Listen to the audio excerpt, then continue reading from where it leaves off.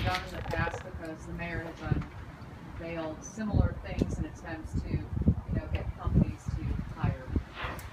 Well, as Reverend Hampton indicated, there are a lot of standalone programs that are already in place, and I think those have been supported by this administration.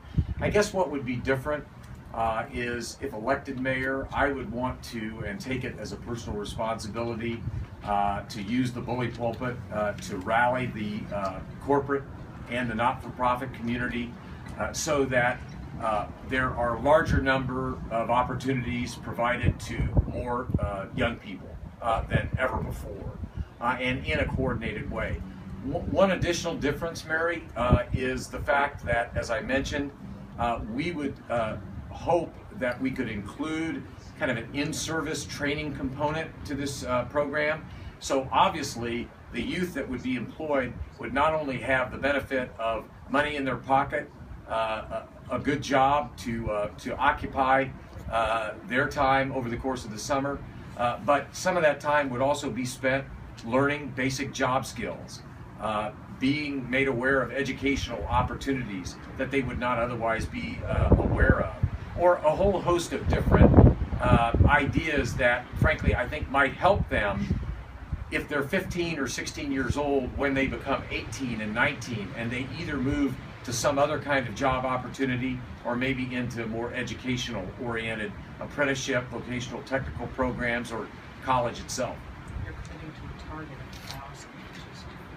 1,000. Yeah, we're committing to a target of 1,000 jobs, which has been, I don't think any kind of comprehensive goal has ever been set in that regard.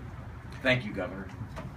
Joe, unsupervised youth tend to tear up downtown Saturday nights and fired off some shots down the canal the other night. We're in this town 8-10 months from now. What do you think we ought to do to try to keep kids from tearing up downtown when all the tourists are down there on Saturday nights? Well, Russ, I hope that today's announcement would go a long way toward minimizing that. And the reason I say that is in cities like Chicago and Boston, other cities that have implemented summer youth programs, there has been a statistically significant, considerably statistically significant reduction in crime. Now, in the evenings, that may require more police presence and other forms of public safety commitments and initiatives. But I think foundationally, as I said at the very beginning of my remarks, I think it's a truism that is proven time and time again. Over the course of the summer, when the heat rises, kids who have nothing to do rarely do nothing, and we have to stop that in Indianapolis. We're at a point where a very high percentage of both criminal suspects, violent crime suspects, and violent crime victims are repeat offenders. They've been in the criminal justice system already. Whether it's this program or something else, if you're the mayor, how do you stop that? Well, frankly, I would hope, again, that this program would go a long way toward, whether you're 15, 17, 19 years old, that a program of this nature would help you start making good choices, good decisions. Part of our in-service training would be underscoring the importance of staying in school and getting a high school diploma and opportunities thereafter. In terms of repeat offenders,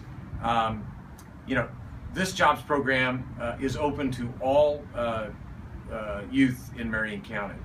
And over the course of the next 18 months, the criteria will be established as to how those 1,000 kids will be hired.